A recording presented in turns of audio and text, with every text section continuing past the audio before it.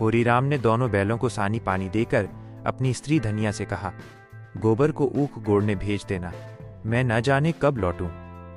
जरा मेरी लाठी दे दे। धनिया के दोनों हाथ गोबर से भरे थे। उपले पाथ कर आई थी। बोली, अरे कुछ रस पानी तो कर लो, ऐसी जल्दी क्या है। होरी ने अपने झुर्रियों से भरे हुए माथे को सिकोड़ कर कहा, तुझे रस पानी की पड़ी है, मुझे ये चिंता है कि अबेर हो गई तो मालिक से भेंट ना होगी। स्नान पूजा करने लगेंगे तो घंटों बैठे बीत जाएगा। इसी से तो कहती हूं कुछ जलपान कर लो, और आज न जाओगे तो कौन हरज होगा। अभी तो परसों गए थे। तू जो बात नहीं समझती उसमें टांग क्यों अड़ाती है भाई। मेरी लाठी दे दे और अपना काम देख। ये इसी मिलते जुलते रहने का प्रसाद है कि अब तक जान बची हुई है, नहीं कहीं पता न लगता कि किधर गए। गांव में इतने आदमी तो हैं, किस पर बेदखली नहीं आई, किस पर कुड़की नहीं आई। जब दूसरे के पांवों तले अपनी गर्दन दबी हुई है तो उन पांवों को सहलाने में ही कुशल है। धनिया इतनी व्यवहार कुशल न थी। उसका विचार था कि हमने जमींदार के खेत जोते हैं तो वो अपना लगान ही तो लेगा। उसकी खुशामद क्यों करें, उसके तलवे क्यों सहलाएं। यद्यपि अपने विवाहित जीवन के इन 20 वर्षों में उसे अच्छी तरह अनुभव हो गया था कि चाहे कितनी ही कतर ब्योंत करो, कितना ही पेट तन काटो, चाहे एक एक कौड़ी को दांत से पकड़ो, मगर लगान बेबाक होना मुश्किल है। फिर भी वो हार न मानती थी और इस विषय पर स्त्री पुरुष में आए दिन संग्राम छिड़ा रहता था। उसकी 6 संतानों में अब केवल 3 जिंदा हैं। एक लड़का गोबर कोई 16 साल का और 2 लड़कियां सोना और रूपा 12 और 8 साल की। 3 लड़के बचपन ही में मर गए। उसका मन आज भी कहता था अगर उनकी दवा दारू होती तो वे बच जाते, पर वो एक धेले की दवा भी न मंगवा सकी थी। उसकी ही उम्र अभी क्या थी, 36वां ही साल तो था, पर सारे बाल पक गए थे, चेहरे पर झुर्रियां पड़ गई थीं। सारी देह ढल गई थी। वो सुंदर गेहुआ रंग संभला गया था और आंखों से भी कम सूझने लगा था। पेट की चिंता ही के कारण तो कभी तो जीवन का सुख न मिला। इस चिरस्थायी जीर्णावस्था ने उसके आत्मसम्मान को उदासीनता का रूप दे दिया था। जिस गृहस्थी में पेट की रोटियां भी न मिले, उसके लिए इतनी खुशामद क्यों। इस परिस्थिति से उसका मन बराबर विद्रोह किया करता था और 2-4 घुड़कियां खा लेने पर ही उसे यथार्थ का ज्ञान होता था। उसने परास्त होकर होरी की लाठी, मिर्जई, जूते, पगड़ी और तमाकू का बटुआ लाकर सामने पटक दिए। होरी ने उसकी ओर आंखें तरेर कर कहा, क्या ससुराल जाना है जो 5 पोशाक लाई है। ससुराल में भी तो कोई जवान साली सलहज नहीं बैठी है जिसे जाकर दिखाऊं। होरी के गहरे सांवले पिचके हुए चेहरे पर मुस्कुराहट की मृदुता झलक पड़ी। धनिया ने लजाते हुए कहा, ऐसे ही तो बड़े सजीले जवान हो कि साली सलहजे तुम्हें देखकर रीझ जाएंगी। होरी ने फटी हुई मिर्जई को बड़ी सावधानी से तह करके खाट पर रखते हुए कहा, तो क्या तू समझती है मैं बूढ़ा हो गया। अभी तो 40 भी नहीं हुए। मर्द 60 पर पाठे होते हैं। जाकर शीशे में मुंह देखो। तुम जैसे मर्द 60 पर पाठे नहीं होते। दूध, घी, अंजन लगाने तक को तो मिलता नहीं पाठे होंगे। तुम्हारी दशा देख देख कर तो मैं और भी सूखी जाती हूं कि भगवान ये बुढ़ापा कैसे कटेगा, किसके द्वार पर भीख मांगेंगे। होरी की वो क्षणिक मृदुता यथार्थ की इस आंच में जैसे झुलस गई। लकड़ी संभालता हुआ बोला, 60 तक पहुंचने की नौबत ना आने पाएगी धनिया, इसके पहले ही चल देंगे।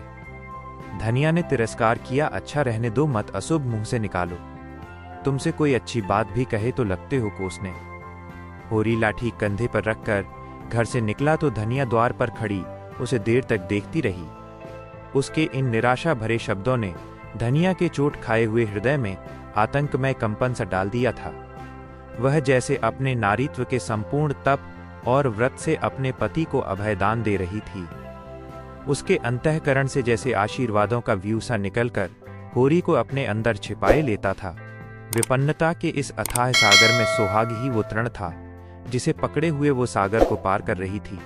इन असंगत शब्दों ने यथार्थ के निकट होने पर भी मानो झटका देकर उसके हाथ से वो तिनके का सहारा छीन लेना चाहा, बल्कि यथार्थ के निकट होने के कारण ही उनमें इतनी वेदना शक्ति आ गई थी। काना कहने से काने को जो दुख होता है वो क्या 2 आंखों वाले आदमी को हो सकता है। होरी कदम बढ़ाए चला जाता था। पगडंडी के दोनों ओर ऊख के पौधों की लहराती हुई हरियाली देखकर उसने मन में कहा, भगवान कहीं गांव से बरखा कर दें और डाणी भी सुभीते से रहे तो एक गाय जरूर लेगा। देशी गायें तो न दूध दें, न उनके बछवे ही किसी काम के हों। बहुत हुआ तो तेली के कोल्हू में चले, नहीं वो पछाई गाय लेगा। उसकी खूब सेवा करेगा। कुछ नहीं तो 4-5 सेर दूध होगा। गोबर दूध के लिए तरस तरस कर रह जाता है। इस उम्र में न खाया पिया तो फिर कब खाएगा। साल भर भी दूध पी ले तो देखने लायक हो जाए।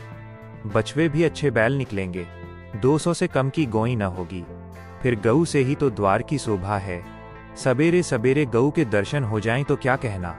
न जाने कब ये साध पूरी होगी, कब वो शुभ दिन आएगा। हर एक गृहस्थ की भांति होरी के मन में भी गऊ की लालसा चिरकाल से संचित चली आती थी। यही उसके जीवन का सबसे बड़ा स्वप्न, सबसे बड़ी साध थी। बैंक सूद से चैन करने या जमीन खरीदने या महल बनवाने की विशाल आकांक्षाएं उसके नन्हे से हृदय में कैसे समाती। जेठ का सूर्य आमों के झुरमुट में से निकलकर आकाश पर छाई हुई लालिमा को अपने रजत प्रताप से तेज प्रदान करता हुआ ऊपर चढ़ रहा था और हवा में गर्मी आने लगी थी।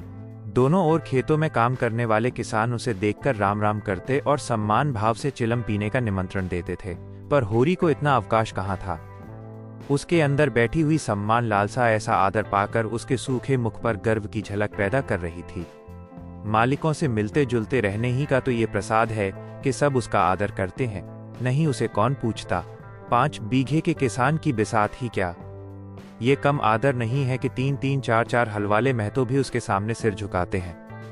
अब वो खेतों के बीच की पगडंडी छोड़कर एक खलेटी में आ गया था, जहां बरसात में पानी भर जाने के कारण तरी रहती थी और जेठ में कुछ हरियाली नजर आती थी। आसपास के गांवों की गौएं यहां चरने आया करती थीं। उस समय में भी यहाँ की हवा में कुछ ताजगी और ठंडक थी। होरी ने 2-3 सांसें जोर से लीं। उसके जी में आया कुछ देर यहीं बैठ जाए। दिन भर तो लू लपट में मरना है ही। कई किसान इस गड्ढे का पट्टा लिखाने को तैयार थे, अच्छी रकम देते थे, पर ईश्वर भला करे राय साहब का कि उन्होंने साफ कह दिया ये जमीन जानवरों की चराई के लिए छोड़ दी गई है और किसी दाम पर भी न उठाई जाएगी। कोई स्वार्थी जमींदार होता तो कहता गायें जाई भाड़ में, हमें रुपए मिलते हैं क्यों छोड़ें। पर राय साहब अभी तक पुरानी मर्यादा निभाते आते हैं। जो मालिक प्रजा को न पाले वो भी कोई आदमी है। सहसा उसने देखा भोला अपनी गाय लिए इसी तरफ चला आ रहा है। भोला इसी गांव से मिले हुए पूर्वे का ग्वाला था और दूध मक्खन का व्यवसाय करता था।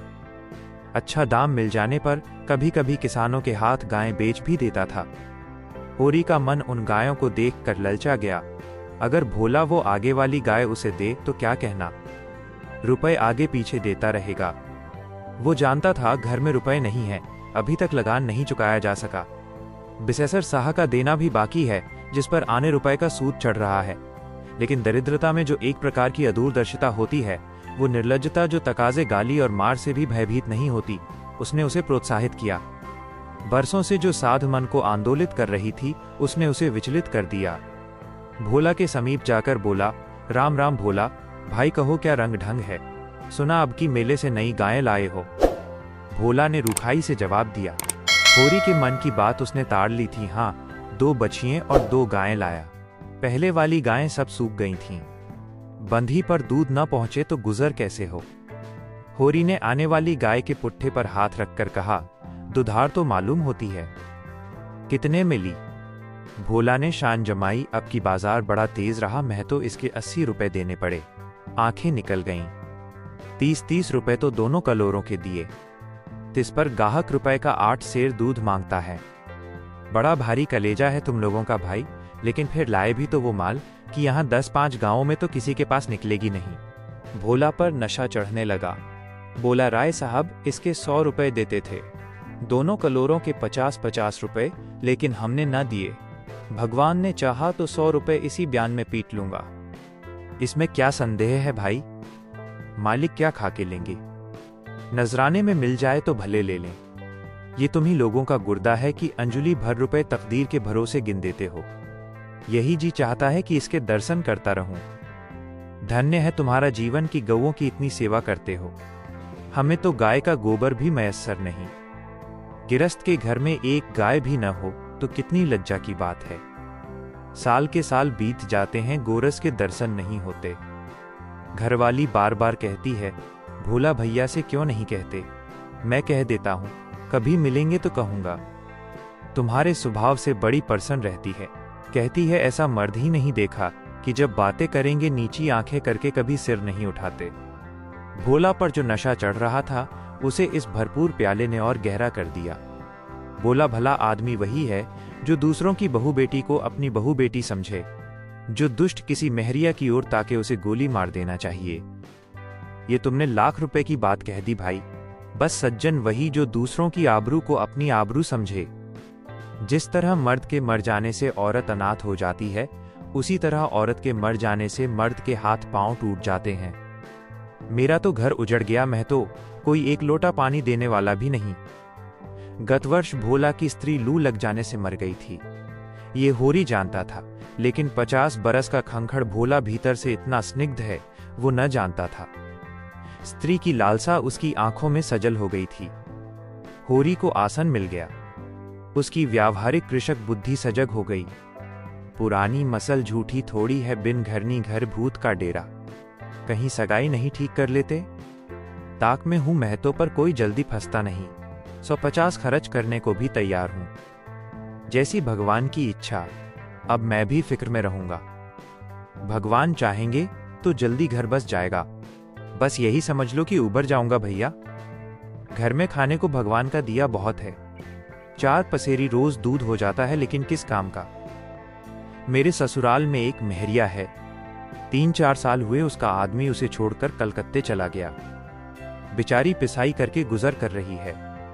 बाल बच्चा भी कोई नहीं। देखने सुनने में अच्छी है, बस लक्ष्मी समझ लो। भोला का सिकुड़ा हुआ चेहरा जैसे चिकना गया। आशा में कितनी सुधा है। बोला, अब तो तुम्हारा ही आसरा है महतो। छुट्टी हो तो चलो, एक दिन देख आएं। मैं ठीक ठाक करके तब तुमसे कहूंगा। बहुत उतावली करने से भी काम बिगड़ जाता है। जब तुम्हारी इच्छा हो तब चलो, उतावली काहे की। इस कब्री पर मन ललचाया हो तो ले लो। यह गाय मेरे मान की नहीं है दादा, मैं तुम्हें नुकसान नहीं पहुंचाना चाहता। अपना धर्म यह नहीं है कि मित्रों का गला दबाएं। जैसे इतने दिन बीते हैं वैसे और भी बीत जाएंगे। तुम तो ऐसी बातें करते हो होरी, जैसे हम तुम दो हैं। तुम गाय ले जाओ, दाम जो चाहे देना। जैसे मेरे घर रही वैसे तुम्हारे घर रही। 80 रुपए में ली थी, तुम 80 रुपए ही दे देना। जाओ। लेकिन मेरे पास नगद नहीं है दादा, समझ लो। तो तुमसे नगद मांगता कौन है भाई। होरी की छाती गज भर की हो गई। 80 रुपए में गाय महंगी न थी। ऐसा अच्छा डील डॉल, दोनों जून में 6-7 सेर दूध सीधी ऐसी कि बच्चा भी दुहले। इसका तो एक एक बाछा 100-100 का होगा। द्वार पर बंधेगी तो द्वार की शोभा बढ़ जाएगी। उसे अभी कोई 400 रुपए देने थे, लेकिन उधार को वो एक तरह से मुफ्त समझता था। कहीं भोला की सगाई ठीक हो गई तो 1-2 साल तो वो बोलेगा भी नहीं। सगाई न भी हुई तो होरी का क्या बिगड़ता है। यही तो होगा, भोला बार बार तगादा करने आएगा, बिगड़ेगा, गालियां देगा। लेकिन होरी को इसकी ज्यादा शर्म न थी। इस व्यवहार का वह आदी था। कृषक के जीवन का तो ये प्रसाद है। भोला के साथ वो छल कर रहा था और ये व्यापार उसकी मर्यादा के अनुकूल था। अब भी लेन देन में उसके लिए लिखा पढ़ी होने और न होने में कोई अंतर न था। सूखे बूढ़े की विपदाएं उसके मन को भी बनाए रहती थीं। ईश्वर का रौद्र रूप सदैव उसके सामने रहता था। पर यह छल उसकी नीति में छल न था, ये केवल स्वार्थ सिद्धि थी और यह कोई बुरी बात न थी। इस तरह का छल तो वो दिन रात करता रहता था। घर में 2-4 रुपए पड़े रहने पर भी महाजन के सामने कस्में खा जाता था कि एक पाई भी नहीं है। सन को कुछ गीला कर देना और रुई में कुछ बिनौले भर देना उसकी नीति में जायज था। और यहाँ तो केवल स्वार्थ न था, थोड़ा सा मनोरंजन भी था। बुढ़ों का बुढ़भस हास्यास्पद वस्तु है, और ऐसे बुढ़ों से अगर कुछ ऐंठ भी लिया जाए तो कोई दोष पाप नहीं। भोला ने गाय की पगहिया होरी के हाथ में देते हुए कहा, ले जाओ, मैं तो तुम भी याद करोगे। ब्याते ही 6 सेर दूध ले लेना। चलो, मैं तुम्हारे घर तक पहुंचा दूं। शायद तुम्हें अनजान समझकर रास्तों में कुछ दिक करे। अब तुमसे सच कहता हूं, मालिक 90 रुपए देते थे, पर उनके यहां गऊओं की क्या कदर। मुझसे लेकर किसी हाकिम हुक्काम को दे देते। हाकिमों को गऊ की सेवा से मतलब, वो तो खून चूसना भर जानते हैं। जब तक दूध देती रखते, फिर किसी के हाथ बेच देते। किसके पल्ले पड़ती कौन जाने। रुपया ही सब कुछ नहीं है भैया, कुछ अपना धर्म भी तो है। तुम्हारे घर आराम से रहेगी तो ये न होगा कि तुम आप खाकर सो रहो और गऊ भूखी खड़ी रहे। उसकी सेवा करोगे, चुमकारोगे, गऊ हमें आशीर्वाद देगी। तुमसे क्या कहूं भैया, घर में चंगुल भर भी भूसा नहीं रहा। रुपए सब बाजार में निकल गए। सोचा था महाजन से कुछ लेकर भूसा ले लेंगे, लेकिन महाजन का पहला ही नहीं चुका। उसने इनकार कर दिया। इतने जानवरों को क्या खिलावें, यही चिंता मारे डालती है। चुटकी चुटकी भर खिलाऊं तो मन भर रोज का खर्च है। भगवान ही पार लगाएं तो लगे। होरी ने सहानुभूति के स्वर में कहा, तुमने हमसे पहले क्यों नहीं कहा? हमने एक गाड़ी भूसा बेच दिया। भोला ने माथा ठोक कर कहा, इसीलिए नहीं कहा भैया कि सबसे अपना दुख क्यों रोऊं। बांटता कोई नहीं, हंसते सब हैं। जो गायें सूख गई हैं उनका गम नहीं, पत्ती सत्ती खिलाकर जिला लूंगा। लेकिन अब ये तो रातें बिना नहीं रह सकती। हो सके तो 10-20 रुपए भूसे के लिए दे दो। किसान पक्का स्वार्थी होता है, इसमें संदेह नहीं। उसकी गांठ से रिश्वत के पैसे बड़ी मुश्किल से निकलते हैं। भाव ताव में भी वह चौकस होता है। ब्याज की एक एक पाई छुड़ाने के लिए वह महाजन की घंटों चिरौरी करता है। जब तक पक्का विश्वास न हो जाए वो किसी के फुसलाने में नहीं आता। लेकिन उसका संपूर्ण जीवन प्रकृति से स्थायी सहयोग है। वृक्षों में फल लगते हैं, उन्हें जनता खाती है। खेती में अनाज होता है, वो संसार के काम आता है। गाय के थन में दूध होता है, वो खुद पीने नहीं जाती, दूसरे ही पीते हैं। मेघों से वर्षा होती है, उससे पृथ्वी तृप्त होती है। ऐसी संगति में कुत्सित स्वार्थ के लिए कहाँ स्थान। होरी किसान था और किसी के जलते हुए घर में हाथ सेंकना उसने सीखा ही न था। भोला की संकट कथा सुनते ही उसकी मनोवृत्ति बदल गई।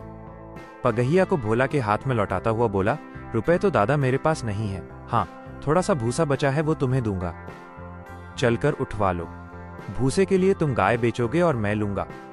मेरे हाथ न कट जाएंगे? भोला ने आर्द्र कंठ से कहा, तुम्हारे बैल भूखों न मरेंगे। तुम्हारे पास भी ऐसा कौन सा बहुत सा भूसा रखा है? नहीं दादा, अब की भूसा अच्छा हो गया था। मैंने तुमसे नाहक भूसे की चर्चा की। तुम न कहते और पीछे से मुझे मालूम होता तो मुझे बड़ा रंज होता कि तुमने मुझे इतना गैर समझ लिया।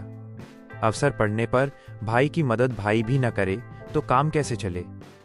मुदा ये गाय तो लेते जाओ। अभी नहीं दादा, फिर ले लूंगा।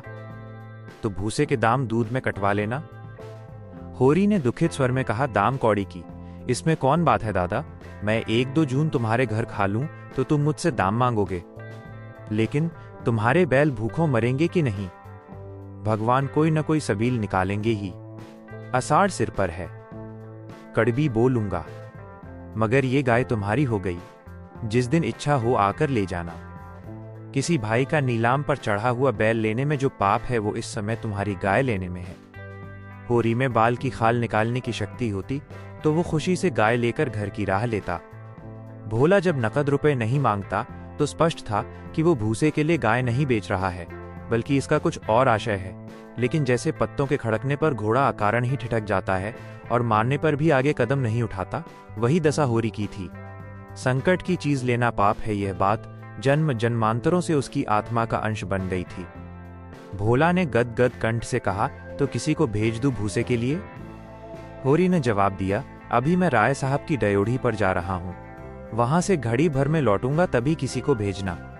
भोला की आंखों में आंसू भर आए। बोला, तुमने आज मुझे उबार लिया होरी भाई। मुझे अब मालूम हुआ कि मैं संसार में अकेला नहीं हूं, मेरा भी कोई हितू है। एक क्षण के बाद उसने फिर कहा, उस बात को भूल न जाना। होरी आगे बढ़ा तो उसका चित्त प्रसन्न था। मन में एक विचित्र स्फूर्ति हो रही थी। क्या हुआ, 10-5 मन भूसा चला जाएगा, बेचारे को संकट में पड़कर अपनी गाय तो न बेचनी पड़ेगी। जब मेरे पास चारा हो जाएगा तब गाय खोल लाऊंगा। भगवान करे मुझे कोई मेहरिया मिल जाए, फिर तो कोई बात ही नहीं। उसने पीछे फिर कर देखा। कबरी गाय पूंछ से मक्खियां उड़ाती, सिर हिलाती, मस्तानी मंद गति से झूमती चली जाती थी, जैसे बांदियों के बीच में कोई रानी हो। कैसा शुभ होगा वो दिन जब ये कामधेनु उसके द्वार पर बंधेगी।